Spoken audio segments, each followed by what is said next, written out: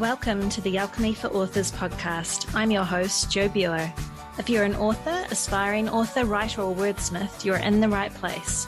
Join me every week as I chat with authors and industry professionals and share my own experiences about using manifestation and mindset practices to supercharge our writing lives. We'll explore ways to overcome writer's block and imposter syndrome. We'll find motivation and inspiration to get our butts in the chair and our stories written. And most importantly, we'll embark on creating lives and livings doing what we love. If you've ever dreamt of a prolific, wealthy, happy or healthy author career or writing practice, then this show is for you. So let's dive into Alchemy for Authors.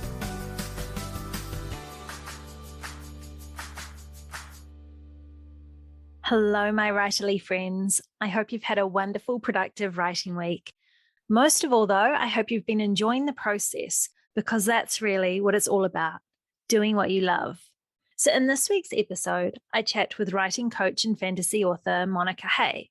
Now, I really love this woman. Not only is she an expert on using manifestation and the law of attraction to bring you closer to your writing goals, but she also helps writers with ADHD get their butts in their chair and their words written. So this episode is a little bit different. I'm calling it part one of our epic conversation. So in this episode, Monica and I delve deep into the power of the law of attraction to bring you closer to your writing goals, why it might feel like your manifestations aren't happening, and how you can transform the limiting beliefs that are holding you back from living the author life of your dreams. Next week, I'll share with you part two of our conversation. If you're a writer who struggles with ADHD or staying focused and on track when it comes to writing, then you're not going to want to miss that episode. So make sure you listen through to the end of this episode for ways you can connect with Monica or sign up for her coaching. Now, if you're as excited as I am, go grab yourself a cuppa, find a comfy chair, and let's get on with the show. All right. Hello, my lovelies, and welcome back to another episode of Alchemy for Authors. So today I'm speaking with author and writing coach, Monica Hay.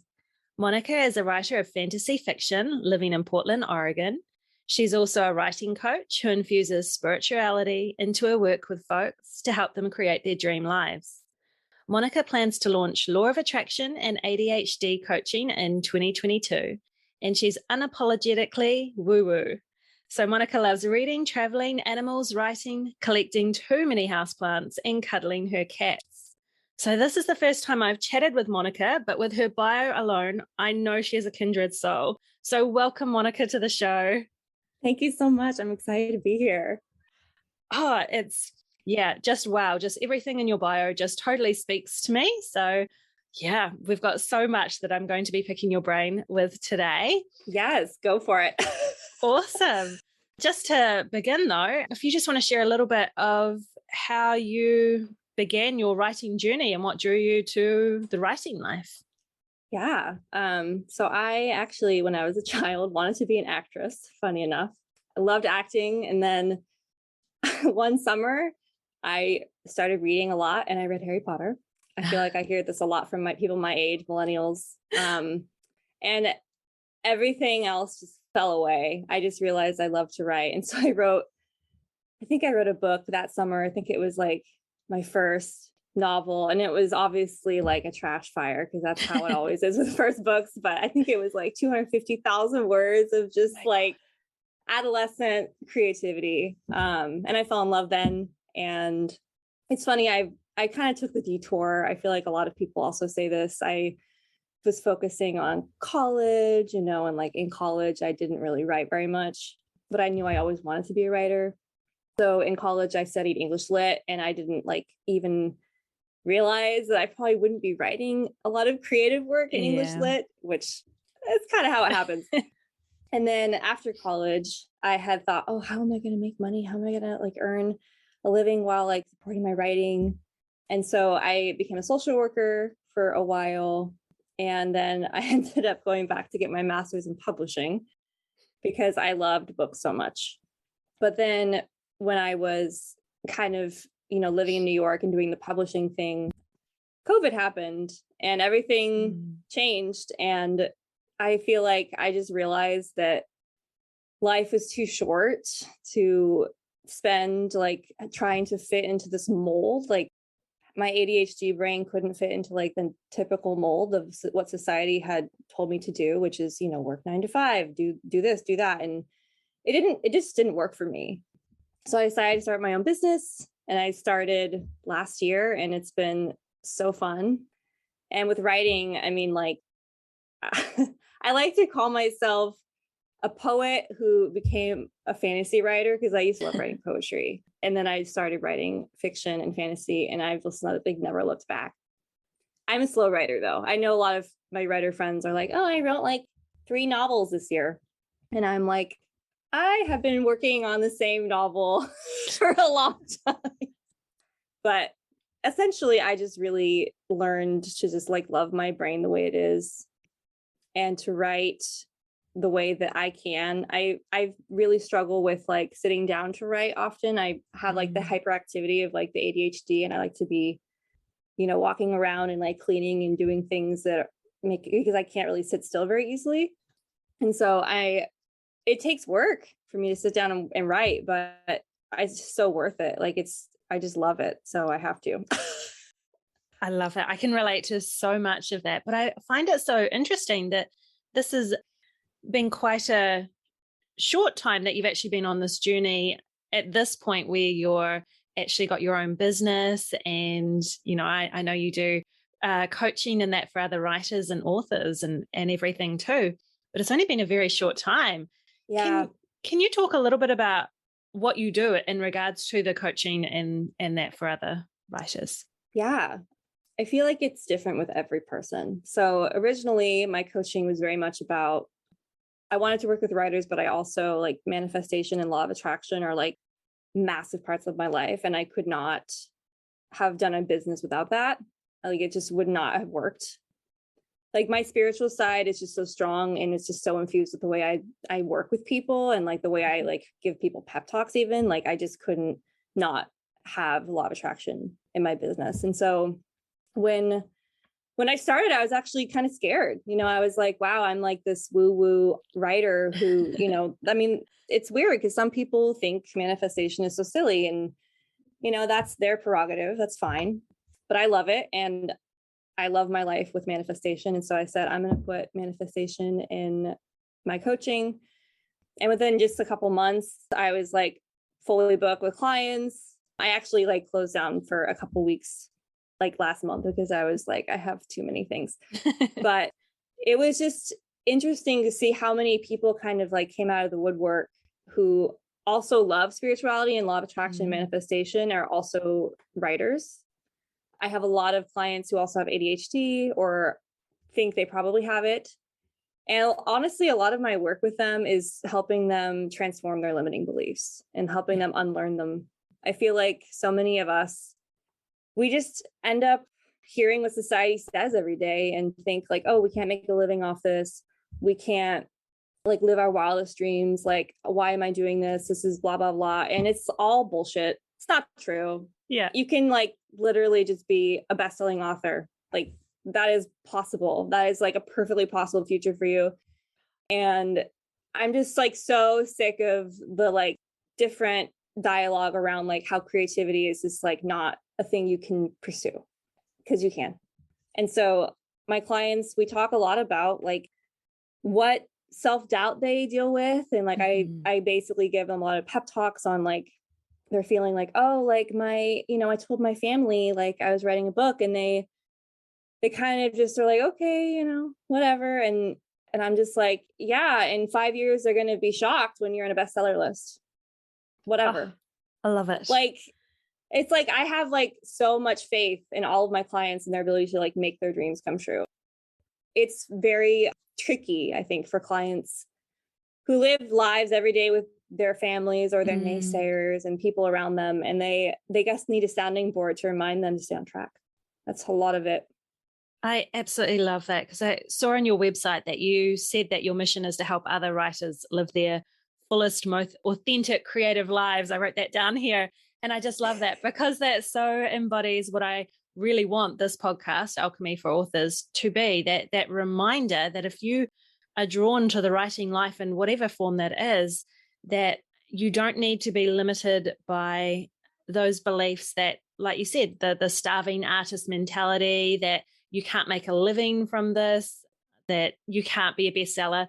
Like we need to scrap that, and we need to get over that. So what tips do you have to help people move through those really negative blocks and thoughts that they self-impose? Honestly, it's a daily thing. It's every single day you have to work at it, because I might be a law of attraction coach, but I struggle every day even to put myself in that space because of the constant messaging that I get everywhere. The media that we consume, the people we're around, like all of those things affect us. And my biggest recommendation is to consume media that fills you up. When you go on Instagram, you unfollow people who affect you in negative ways. You unfollow people that like you can't, like if you see their content, it brings you down.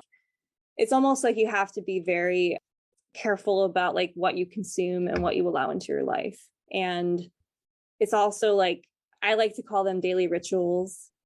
I meditate every day. I really work on my mindset and putting myself in the manifestation mindset in the morning. Like before I sit down to write, I have like my vision boards in front of me and I meditate. There's like a meditation on YouTube, and I like repeat my affirmations, and I basically center myself and I say, this is possible. This is my life. This is my future. And like having that like undeniable deep faith that this is mine. Like I am a best-selling author. I might not have it on like, what's today? Like, you know, April 2022, but like probably in 5 years I am. And knowing that and like not letting other people's negative beliefs get into you. But it takes work. It takes like daily reminders. You literally have to do this work a lot in order to basically keep the faith. And I like to say, go back to basics. That's what my old coach used to say. And with basics, it's like, how do you feed yourself, not just with media, but like making sure you're not eating just like junk food all the time, which as someone with ADHD, eating the most like convenient thing has always been my first. Yeah, I can relate to that. Always my first thing. And I'm like, no, Monica, like you need some vegetables, you know, and like I try to make sure I do yoga or like some kind of exercise and move my body, because ultimately I feel a lot better when I move. And feeling good is really what like manifestation is about. Like it's about putting yourself in the feel good state and also like matching the vibration of like what you're wanting to manifest. Sometimes when I write, I just tell myself like I am a best-selling author. Like I literally act like I am at that moment and think like, what do my readers want right now? Like what, you know, I put myself in that space, in that headspace. So I love that. That was a very long answer. No, I totally love that. Like I am totally on board with everything that you're saying, because that's how I tend to work too. And my advice for anybody who's wanting to be an author or write their first book has always been to call yourself an author first. That's what I did. I always dreamed of being an author and, you know, publishing a book and everything else. But it wasn't until I decided that I was an author that I got to the point of actually writing the book.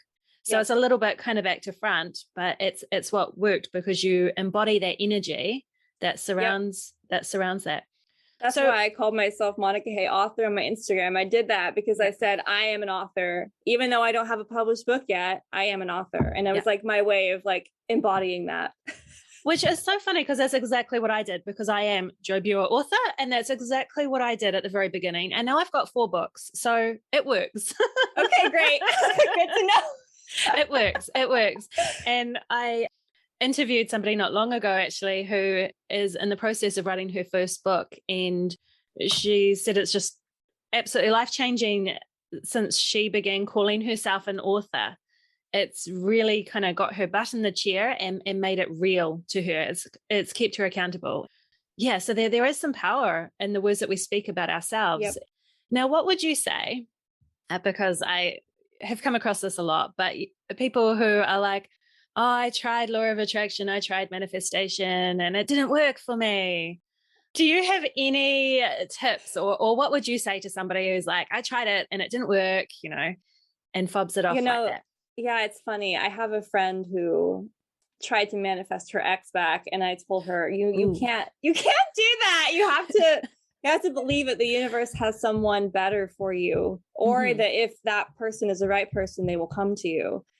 To me, everything I've tried to manifest hasn't worked out every time, because the universe, or even, our ancestors, whoever is looking after me, like, knows better sometimes than even I do. Yeah. So I like to use the example of, like, many years ago, back when I decided to get my master's in publishing, I thought that, getting a job in publishing was going to be like the end all be all. And when I tried to get a job, it was very difficult. And I thought, like, I'm trying to manifest. What's going on? Why can't I get this job?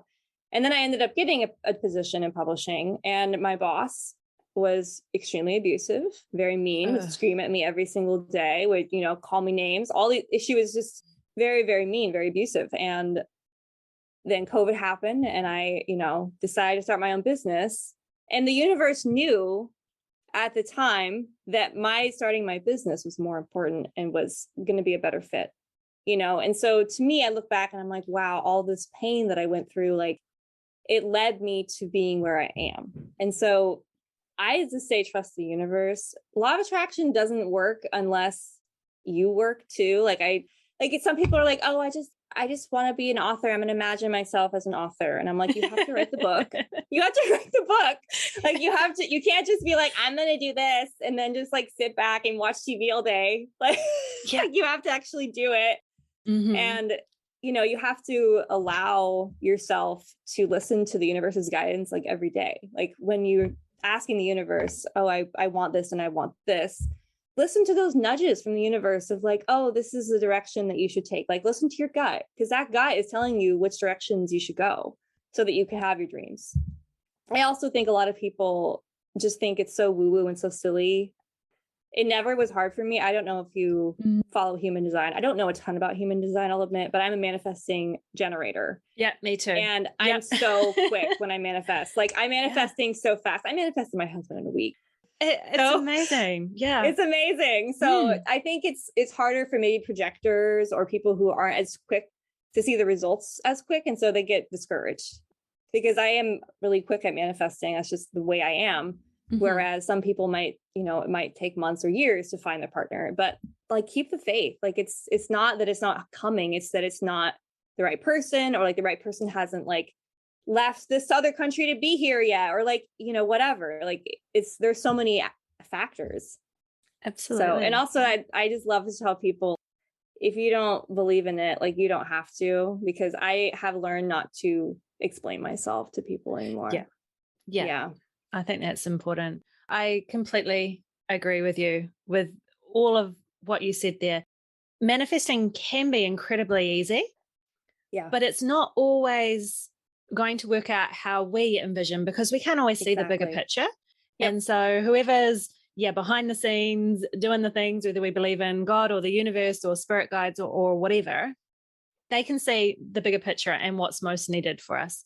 Yeah, I went through something a little bit similar to you. I was in a very toxic work environment for a while, and it was horrible. And all I wanted was to get out. But it wasn't until things got really, really bad that it was the kick in the pants that I needed to actually get my butt in the chair and write the books, to create the writing life and the real life that I actually wanted.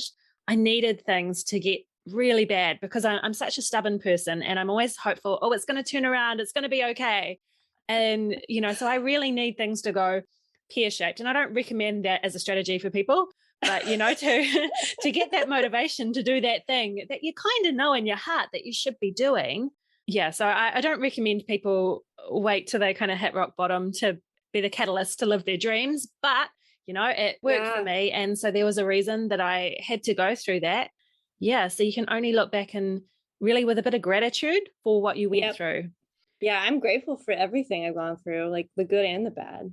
Yeah. Like, gratitude will change your life. Gratitude is a huge part of manifesting, because the more grateful you are for, like, every part of your life, the more you're going to get.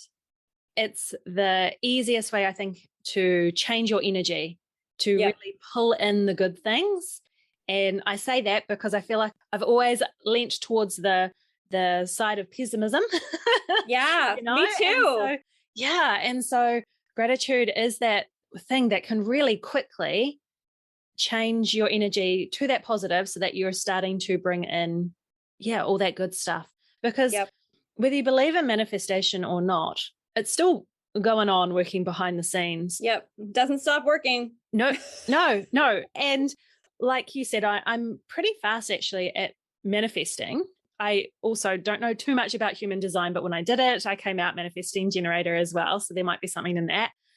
But that also means that because I lean towards the pessimistic side just naturally, and I try and change that, I can manifest negative things really easily.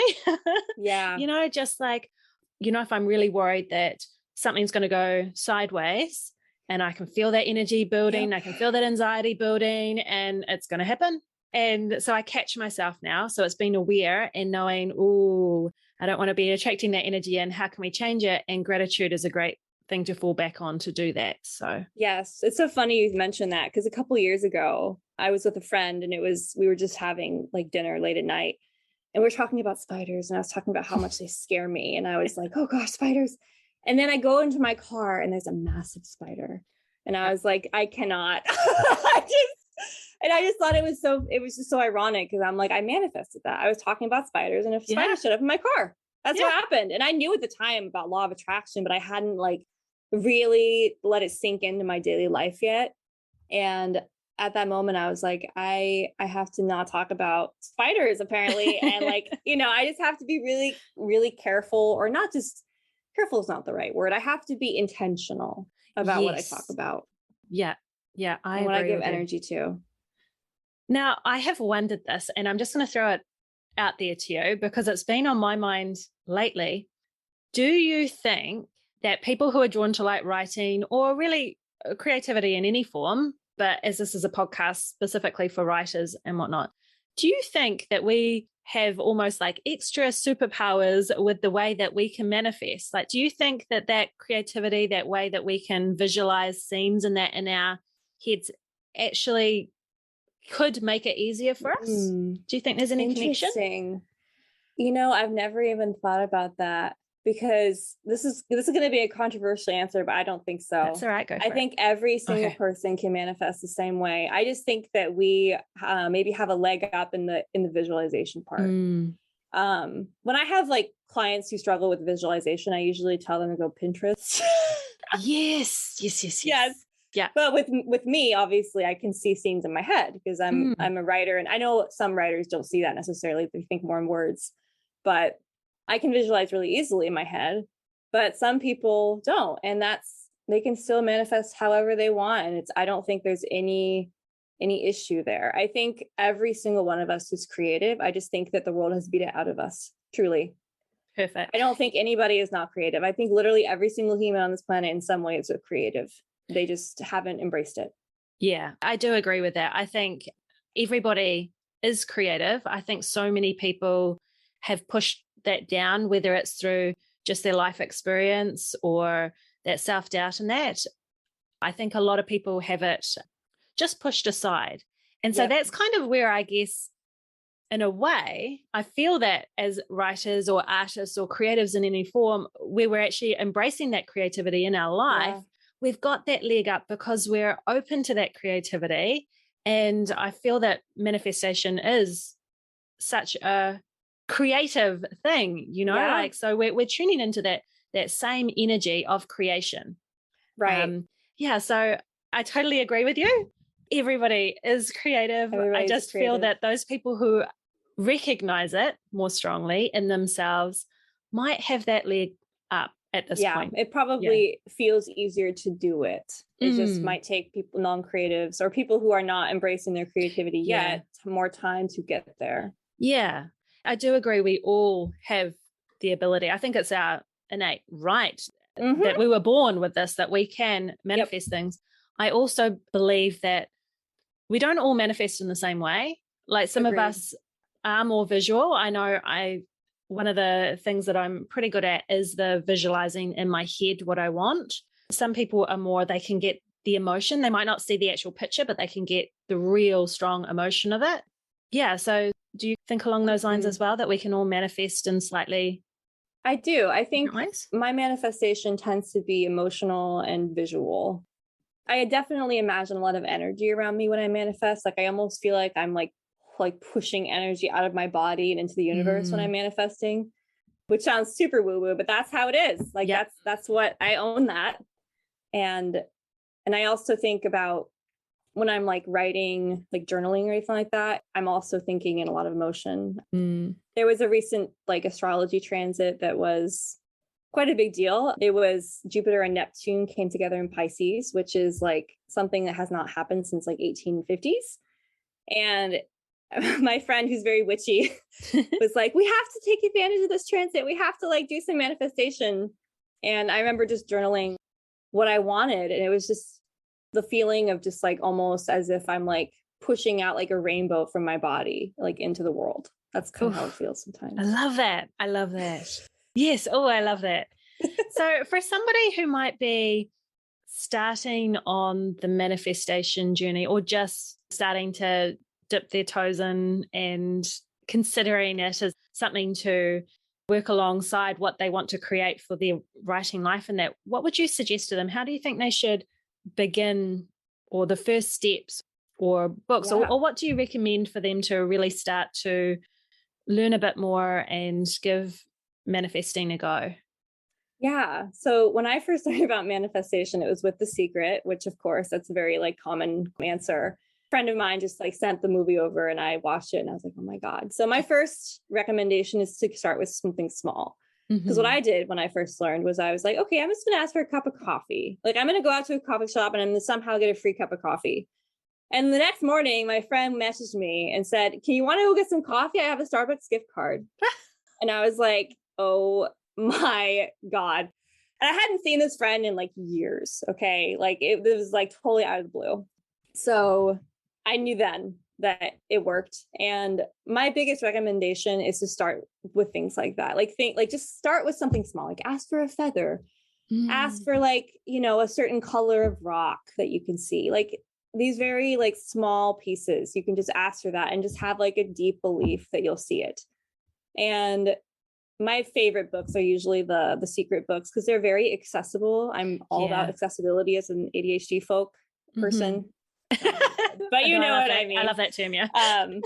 I love the Secret books because anybody can read them. Like it does not matter like what education level you have, like who you are, you will be able to understand it.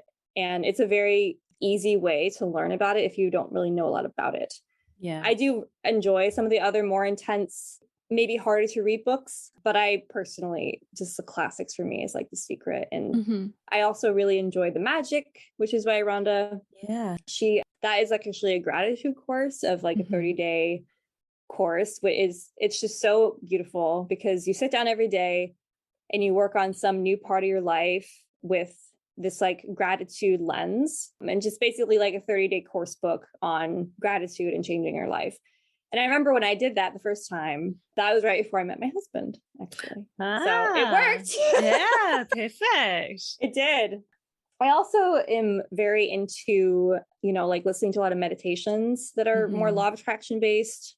If anybody listening, if you like to meditate, you can use Insight Timer, which is totally free. Insight Timer is based, I believe, in Australia, but they are available everywhere. And they're amazing. I actually listen to a meditation all the time on there. That's a law of attraction. And I just have to talk about it. Her name is Jennifer Cray, and it's called Soul Gardening, creating like the life of your dreams with almost choosing in your soul what you want to bring forth, like as a garden. It's like a very lovely visualization. Oh, yeah. I'll make sure those go in the show notes too, because I've written them down for myself because I'll be checking that out. Yay. Yeah. That's cool. Wow. I just love talking about law of attraction. And same. I don't have a lot of friends in my regular life who are into it. It's weird. I have friends who are into it who I met during the pandemic and met online, and like they don't live here. They don't live where I live, and I can't really like, you know, call them up and say, let's go get a coffee and talk about manifesting our dreams. Yeah. Like, it's just not, you know, it's very, it can be a little lonely, but I also just know the universe like always has my back and will send me people that when I need it. Well, so that's it. Like I just randomly stumbled across you on Instagram, I'm like, oh my gosh, you're just perfect for my podcast because you really embody what I want this podcast to be about, which is just so cool. So I'm so, grateful to be chatting with you today. It's so I'm grateful to be good. chatting with you. It's so funny. My husband, I should just say his name, John. I'm always like, my husband, flips hair. I just really love him and I'm just so grateful for him. So I'm always talking about him. But he loves podcasting and he wishes I would get into it. And I'm always like, oh, that's a lot of work. And it does seem like a lot of work, like watching you do your podcast and like listening to your podcast. You just do such a good job. Oh, thank you. Thank you. I'm learning. I'm at the very beginning of this podcasting journey and I'm getting to the point where it's like, this has been a dream of mine for a while, but you've just got to take that first step and do it, and do it messy sometimes and work it out as you go along. And that's kind of how you got to do life or anything creative. That's how you do life. Yep. Yeah. I just thought about that yesterday when I just started drafting a new book. Ooh. Just 2 days ago. And it was, it's drafting. So it's this very like, oh, this is messy. And I was like, you know what? I gotta have the courage to make bad art. Whatever. Like I have to have the courage to start something because like literally every single amazing author out there, their first draft was shit. Oh, okay? Always. Like every single author that you could ever meet, their first draft was probably awful. Like all the books that you have on your shelf, every author you think, oh, they're so amazing. How did they get there? Yeah. They started with shit drafts. Yeah, exactly. I totally agree. And I think it's also keeping in mind that our writing, our books, the things we create, they're not going to be for everybody. Yes. We've got to... So much. Yes. Sorry. I think about this all the time because of Instagram and the book community. And I love the book community in so many ways. I also see a lot of like, posts about like, oh, I hated this book. This book was trash. And I'm like, one person's trash is another person's treasure. Yeah, exactly. You just got to move on. And so this kind of spirals back a little bit, but with that gratitude, that's something that I've always held on to as I've begun my author career, because I'm only a couple of years into even, writing books and being out there as an author, is that it's the one area of my life where I really try and be grateful and celebrate everything. So even those, 2-star, 1-star reviews and the people kind of that hate my work, that's okay because they somehow I made an impact on them enough for them to go and spend the time to write a review. Because anybody that's been writing or has a book out there knows that it's incredibly hard to get anybody, even people who love your books, to give you a review, right? So to spend that time, everyone's so busy. Yeah, I'm just always grateful that, somebody went to the effort of reading my book. Yeah, it wasn't for them, but on some level, it impacted them enough that even if it's a crappy review, they gave me a review, so you got to celebrate all of that. Your first sale. Yeah, maybe you're not making $1 million on your first book, but that first sale, that counts. Somebody paid money because they wanted to read your work or they wanted to support you. So I think I celebrated my first rejection. I was like, yes, I put myself out there. Yeah. I did it. Yeah, we've got to do that. We've got to celebrate every one of those milestones for good or bad, because it's all part of the journey. There's nobody out there who has been living the life that they love and created a wonderful life for themselves without being rejected somewhere along the line. Right. Or without some failure. Yeah, exactly. Success doesn't exist without failure. Failure is like literally just part of the process. And we don't talk about that a lot, I think, on like social media. And so it's very easy to see people like who are successful and we think, God, I want that. Like, how do I get that? And it was through a lot of failure. Yeah. Every time. Absolutely. So that's it. So every failure is one step closer to your success. I used to have that mentality. So I'm married now, but I used to have that mentality when I was, dating and things like that. And it was always how I don't know if it worked at all, but it was always how I tried to comfort my friends when they were going through a breakup and that, because it's always like, wow, we've eliminated one person and we're one step closer to finding that right person. Yeah. Like, every dating failure or relationship failure, we get clearer about what we want and what we deserve. And we're one step closer to finding that person or Absolutely. And that goes for everything beyond relationships. I just bring it up because, you said that you manifested your husband, and I very much feel the same way. Like I was very intentional about, I don't want to say the type of person, but what that person's energy was and them coming into my life. I didn't know who that person was going to be, but it was even, and I think this translates even into writing in that, but you've got to make room for whatever you're trying to manifest. You've got to make room in your life. And so when I was trying to manifest this person, my husband, into my life, I would do things like I bought a really beautiful, what I thought was beautiful bed sheets and duvet and all the rest of it, and 2 pillows, and I'd sleep on one side because I had to. I did that too. I was like, I'm going to sleep on one side because my husband's going to be on that side. Yeah. Yep. It works. It totally works. And we can use these little tools and these things to manifest in any aspect of our life. So when we're trying to create this amazing writing career or author career or just life for ourselves, we just need to be aware of, we've got to make space for it. We've got to allow that. Yep. It's like allowing, like, I think I hear people say the law of allowing as well. I like that too. It's like, because you are allowing the universe to basically give you your dreams. Absolutely. Basically what it is. And then I really, really want to stress for anybody who's listening to this, and you did say it before, with the law of attraction, a big part of it is taking action. Like you can't have attraction without action, right? Like you got to take those steps. It's visualizing and affirmations and meditating and all that is really, really core, good, amazing stuff for lifting your energy. But if you're not going to put yourself out there and take those steps in that, then I also want to say that you have to do a lot of healing sometimes. And I say that because I come from a background of, like, my father had his demons, and through a lot of healing, I was able to unlearn a lot of my limiting beliefs, because you talked about being, you think in pessimism. And that's how I was taught to think, because my dad was very pessimistic, and I love my dad. He's passed now, but I loved him, but he was very negative, and he was an abuser for much of my life.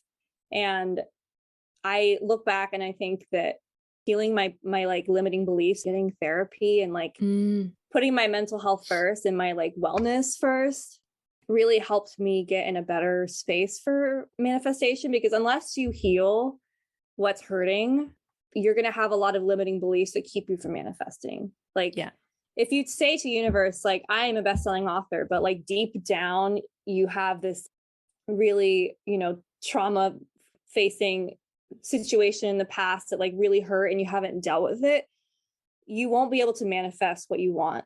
You have to heal yourself. And I think anybody can heal themselves. I think it requires a lot of crying. A lot. I mean, I like to call it shadow work as well. People think shadow work is a very strange term, but basically it just means facing the darkest parts of yourself. And like, I love therapy. I've seen the same therapist for like 3 years, and she's just incredible. She might actually end up listening to this podcast, but I feel like through her and through the healing process, I have been able to manifest so much more, because I don't have the same limiting beliefs that I face every day. Like those things, I have unlearned them basically. Yeah, that's so amazing. I think we do. We all carry that baggage with us, and it can really weaken our belief in ourselves and our sense of self-worth in that. And without that, manifesting is going to be incredibly really hard, because we have to believe that we deserve it, that we're deserving of it. And you all are deserving of it, by the way. Yes. Every single one of you listening, you're all deserving of your dreams. Yes. Listen to Monica. She knows what she's talking about. Like, honestly, this is so good. So I think you can tell that Monica and I had a lot of fun chatting. Now remember, this is only part 1 of our conversation. You can listen to part 2 next week, where we discuss more about being a writer with ADHD and how we can get ourselves to the page, stay focused, and write. But for the moment, let's review some of today's takeaways. 1.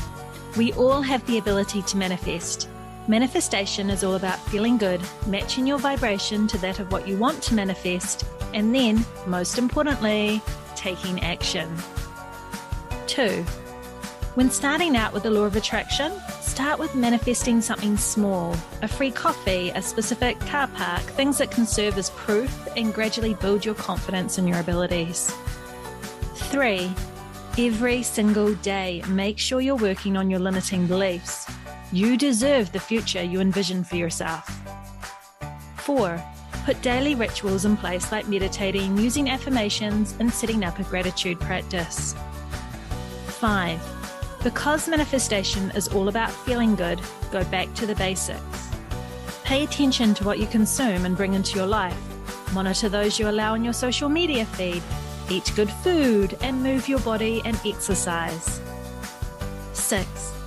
Gratitude is one of the easiest and most powerful ways to supercharge your manifesting ability. 7. When it feels like your manifestations aren't working, remember to keep the faith. It might just be that the timing's not right, or there's something even better for you on the horizon. So I really hope you enjoyed today's show. And if you're wanting to connect with Monica or find out more about her coaching packages, you can connect with her on Instagram at Monica Hay Author, or visit her website at monicahay.com. And if you do reach out to her, make sure you mentioned you listened to her on Alchemy for Authors. On a final note, if you haven't already, go download your free copy of Manifestation for Authors, Tips and Tricks to Supercharge Your Author Life Using the Law of Attraction, an awesome PDF that I put together for you. And you can find that at subscribepage.com/manifestation for authors. So I'm wishing you a wonderful writing week ahead. Until next time.